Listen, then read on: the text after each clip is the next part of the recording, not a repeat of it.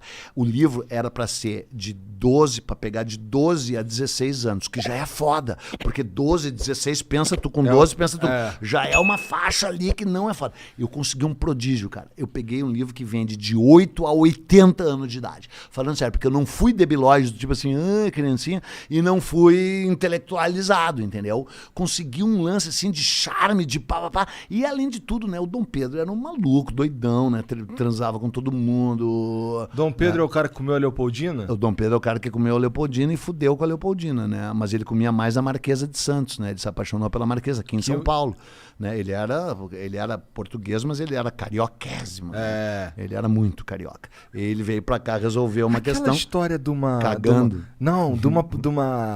De uma passagem secreta que tinha da casa dele. Não é, infelizmente não é verdade, mas não faz diferença, porque ele botou ela a morar do lado da casa dele, entendeu? Ele transava com uma mulher ou duas diferentes por dia. Ele tinha priapismo, ele era priápico. Priápico é uma doença que o teu pau tá sempre duro, só que é uma doença. Tu acha assim, tipo Drácula, né? Drácula, vida eterna. Quem lê o livro Drácula sabe que a vida eterna é uma desgraça, é uma merda tu viver, é bom tu morrer. Imagina tu ser o Eduardo Bueno o resto da vida. Não dá, né? Tu descansa, né? Descansa em paz. O resto da existência. O resto da existência. O pau é a mesma coisa, cara. Não tem que ficar duro sempre. A evolução natural, ou Deus, se tu quiser, fez na sua sabedoria, o pau só levanta, no caso de pessoas normais que nem eu e não infelizes que nem tu, na hora certa, né? Tu imagina tu ficar sempre de pau duro. É uma doença, e chama priapismo. E ele era, além de priápico, tarado, porque nem todo o priápico é tarado. Tem uns que ficam de pau duro, mas não come ninguém. Ele era priápico tarado. Ele era poderoso. E ele era imperador, então ele comia quem ele queria. Ele comeu grávida, ele comeu viúva, ele comeu freira, ele comeu desquitada, ele comeu menor de idade, ele comeu velha, ele comeu tudo.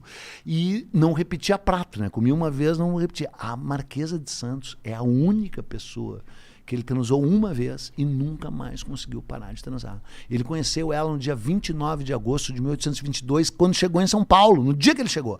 E aí ele foi para Santos, quando ele voltou de Santos ele teve uma caganeira, né? Ele estava cagando no Riacho Piranga. Mas cagando. Isso é real? Real. Você sabe todos os detalhes, porque toda a comitiva que estava dele, quando descobriu que aquilo virou independência, escreveram seus diários, descreveram suas visões da história. Então tem 6 ou 7 testemunhas oculares dizendo: o príncipe estava quebrando o corpo, porque ele não era imperador, ele era príncipe e regente, né? O imperador estava quebrando o corpo atendendo a um chamado da natureza. Eu não acredito. Sério? E era a 7ª vez, ele estava com um rabo que era uma rosa. Porque é o seguinte, Jean, qual é os 2 únicos animais que cagam no rio? O peixe e os humanos, porque nenhum animal, uma mula, uma girafa, ela olha pro rio e diz: não vou cagar no rio porque depois eu vou beber. Então só os humanos que cagam dentro da água. Por isso que o Riacho Piranga tá podre até hoje. E ele deságua no Piratininga, que vocês chamam de Tamanduateí, que mudou de nome. E o Tamanduateí deságua no Anhembi, que vocês chamam de Tietê, que mudou de nome. Mas, né, então era a mesma rede. E ele não aguentava mais, estava com um rabo que era uma rosa. Então a minha teoria não foi que ele foi cagar, ele foi limpar, porque ele não aguentava mais limpar, né, com uma espiga de milho, Pode crer.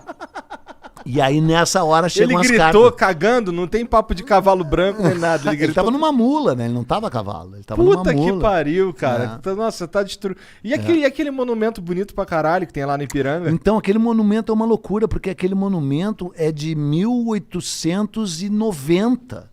Entendeu? Porque, cara, eu não vou contar toda essa história, mas é que é o seguinte: a independência foi em São Paulo totalmente por acaso, porque o Rio de Janeiro que mandava, e ele era super carioca, ele tava cagando pra São Paulo. Vou abrir mais um parênteses, cara. Os índios de São Paulo odiavam os índios do Rio, e os índios do Rio de Janeiro desprezavam e odiavam os rios de São Paulo antes da chegada do Homem Branco. Sempre teve uma rivalidade entre Rio e São Paulo. Os índios carioca olhavam e diziam: aquele chinelão, mano, lá naquela merda, lá no ABC Paulista, faz frio naquela merda, aquele lugar horroroso, lugar do Lula, juro. E os índios de São Paulo olhavam e diziam: esses filhos da puta moram em Ipanema, Leblon, com umas minas gostosas pra caralho. Juro, Juro. E como que tu sabe dessa porra? Porque eu não sou ignorante, eu leio e se sabe tudo. Mas como é que se sabe tudo, então? Como se sabe tudo é o seguinte, quando os caras chegaram no Rio de Janeiro e logo em seguida os franceses chegaram e se aliaram aos tamoios, que eram os índios que moravam no Rio de Janeiro. E aí tem milhões de relatos dos franceses que se instalaram lá. Entendi. Contando essas histórias que os índios de São Paulo, ou que os índios do Rio de Janeiro tinham um nojo dos índios de São Paulo. Tá?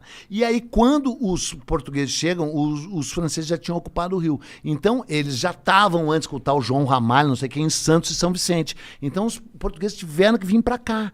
E aí encontraram o Tibiriçá, Bartira, esses índios, que disseram a mesma merda. Nós odiamos os índios flamenguistas, nojento, papapá. E os de lá disseram, nós odiamos aqueles índios corintianos. E essa rivalidade foi incorporada. Foi mesmo? Foi. E o Rio de Janeiro virou corte, virou capital do Brasil, 1767, antes a capital até 1767 era Salvador, né? Foi transferida para o Rio e aí virou corte. E aí o Rio desprezava São Paulo, odiava São Paulo. E aí São Paulo ficou rico pra caralho e criou o movimento republicano para derrubar o império, para não ser mais império, para ser república, entendeu? Às vezes chega de carioca mandando, entendeu?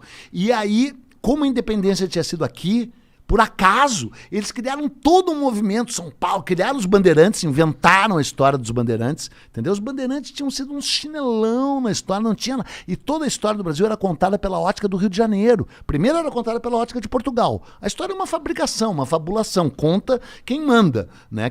O dono, o vencedor é que conta a história. Então, primeiro Portugal contava a história do Brasil. Quando o Brasil ficou independente, e logo em seguida o Dom Pedro II criou o Instituto Histórico Geográfico Brasileiro no Rio.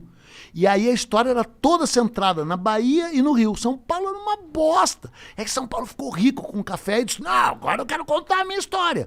Criou o Museu do Ipiranga, Museu Paulista, encheu de bandeirantes, estátua de bandeirantes, que agora vocês queimam, querem queimar, porque não sabem porra nenhuma, são os ignorantes. Os bandeirantes eram os escroto. Quem agora, era? Quem é o Borba Gato. Se bem que disso eu já falei pra caralho, nem quero falar. Tudo bem.